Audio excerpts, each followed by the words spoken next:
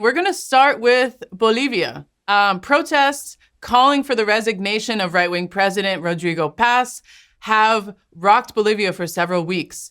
And there's been considerable escalation in the past week, with many movements and trade unions calling for and participating and launching a general strike. Road blockades have been staged across the country, bringing Bolivia to a standstill in many places. Diverse sectors of Bolivian society have come out onto the streets demanding salary increases, protection of land rights, and once again, a uniting demand calling for the resignation of Rodrigo Paz. In response, unsurprising here, the Rodrigo Paz government has attempted to minimize this uprising, accusing former President Evo Morales of being behind the protests, and on the other hand, mobilizing its friends in the region to condemn the protest in a joint statement that was unsurprisingly signed by governments like Argentina and Ecuador. So to understand all of what's happening in Bolivia right now, we are very honored to be joined by Bolivian journalist Ollie Vargas, also a good friend of us here at Breakthrough News. Ollie, thank you so much for joining us. No, thank you. It's a pleasure to be speaking with you again. Amazing. Well, Ollie, to start off, we want to get just kind of a general picture of what's happening in Bolivia. We know that several trade unions have called for a general strike. Peasant and indigenous movements had several weeks back organized a long march to the capital, road blockades across the country. So give our audience an overview of what is happening across the country.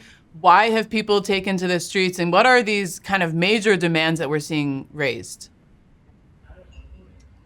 Yeah, this is now day 9 of the general strike in Bolivia that was called by the main trade union federation, which encompasses both urban workers but also rural workers, campesinos, as it's say in Spanish.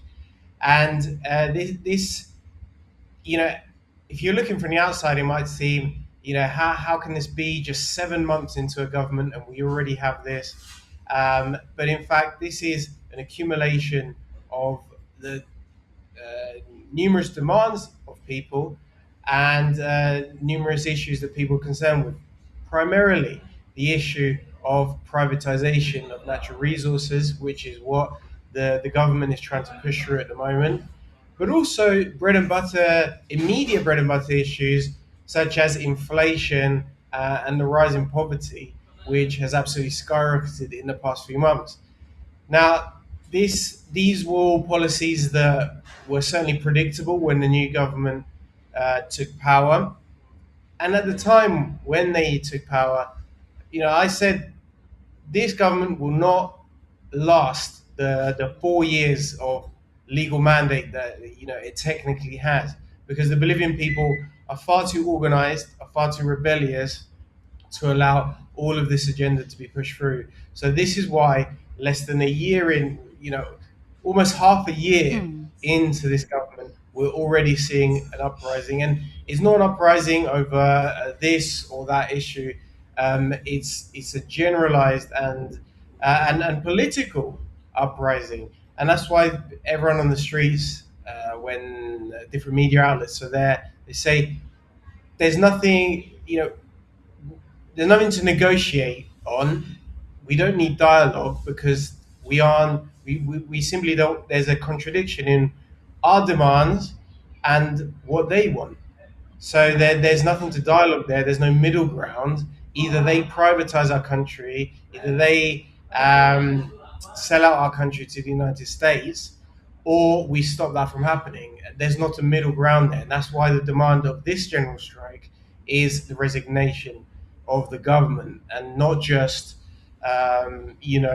repeal or enact this law. It's the resignation of the whole government, because there is no room for dialogue. Ollie, it was unsurprising that our favorite White House tyrant, little Marco Rubio, had something to say about this mass people's movement against neoliberalism. So U.S. Secretary of State Marco Rubio yesterday tweeted the following. He said, "Let there be no mistake.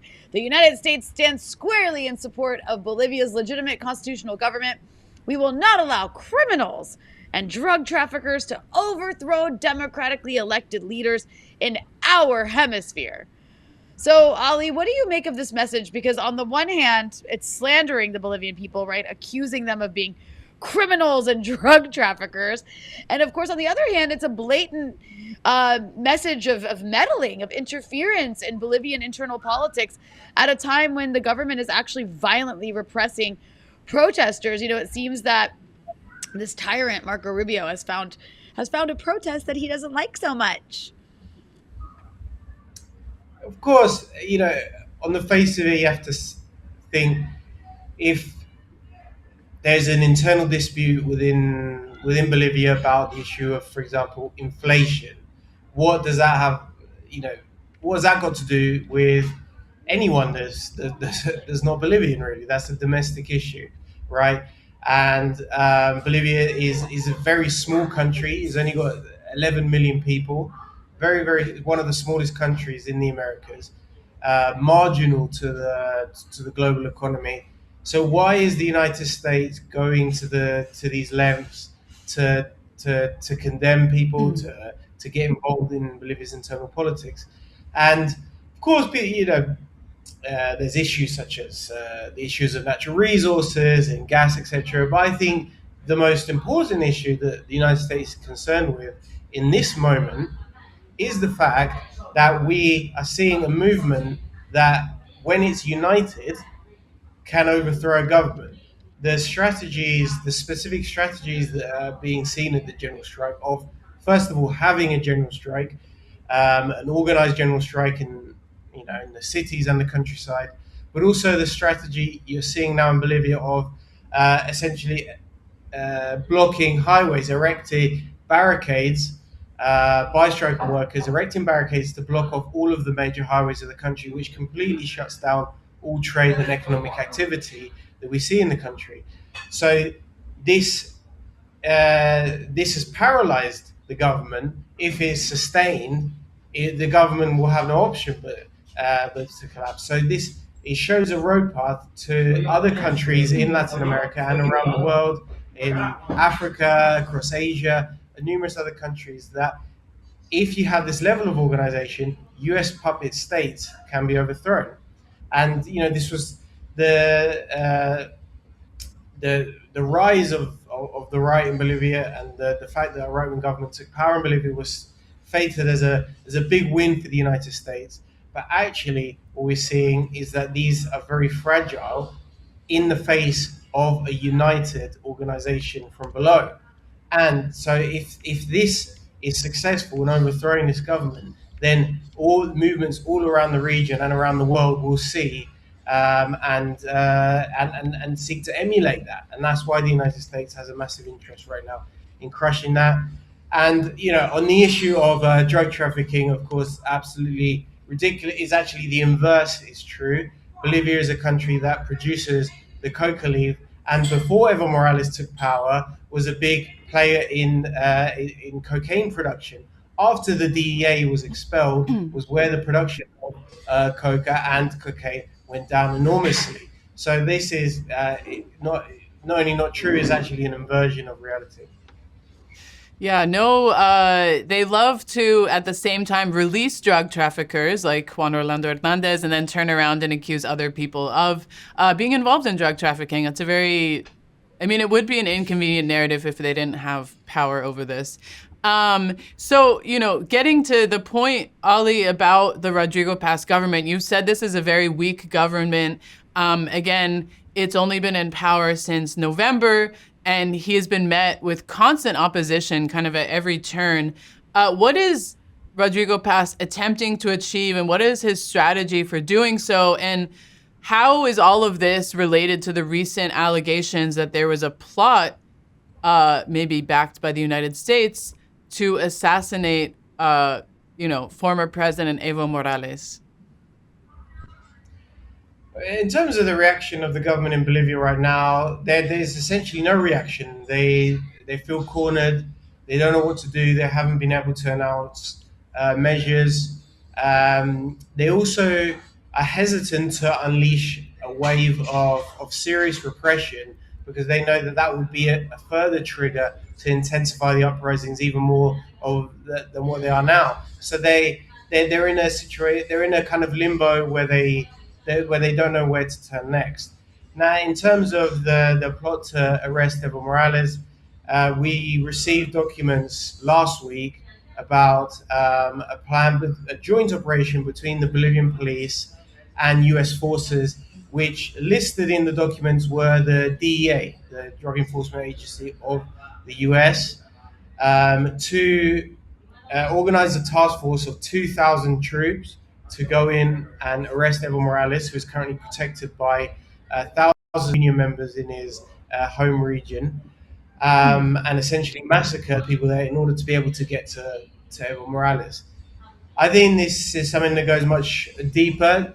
The fact that the DEA was listed is only because the DEA has been given now formal legal authorization to operate in Bolivia by the current government. However, it's pretty clear, and we have a lot of information from sources even within the police and military that they have to put the DEA because they're the only ones legally allowed to operate in Bolivia. But that's actually a cover for other much more advanced forces from the US, namely the CIA, to lead this operation. So it's a very dangerous situation. The fact that it was leaked has delayed it. It was essentially supposed to take place at the end of last week, this operation. It has now so far not materialized, mostly because of the outbreak of the strikes, but also the fact that all of the operation, the details of the operation were all leaked by people within the police and military who are still loyal to the country, right? Because this is an issue of national sovereignty. More than anything. And then, I want to ask you, Ali, the loss of Bolivia to the right wing after 2 decades of progressive rule marked this major blow to the progressive bloc across Latin America. And of course, that wasn't the only one. The region as a whole has suffered these massive setbacks with both electoral defeats, but also a much more heavy handed U.S. approach under current President Donald Trump. So, I'm curious, what's your assessment of where the region stands today and what the task of the Latin American left is in times of the Don Roe doctrine? Well, I'm certainly very opposed to a defeatist attitude that sees everything in a bleak way because, just in the example of Bolivia, the reason, unfortunately, that the left lost power in Bolivia was because of internal divisions. But throughout the history of Latin America, movements have risen, they've fallen, and they've picked themselves back up again to fight. Just in Latin America, look back at the 70s and 80s when, my own grandfather was tortured during that period. And, people faced things even more difficult than what we face today. And even in the darkest depths of those moments, people were able to dust themselves off, reorganize, create new forms of resistance, new forms of political organization, which then took power in a majority of countries in Latin America. Now, of course, there has been a retreat since then, but that only means that there has to be another wave of analysis and of reorganization. And the picture is certainly not as bleak, I think, as is being painted. I think another important context in Latin America and for the reasons that the United States is trying to now attack Cuba is that their regime change operations elsewhere are failing. For example, they've had enormous election interference operations ongoing currently in Colombia, who have presidential elections next week, on the 30th of May, and the campaigns of disinformation originating in Washington have absolutely failed, and the left is set to win by a very large margin there.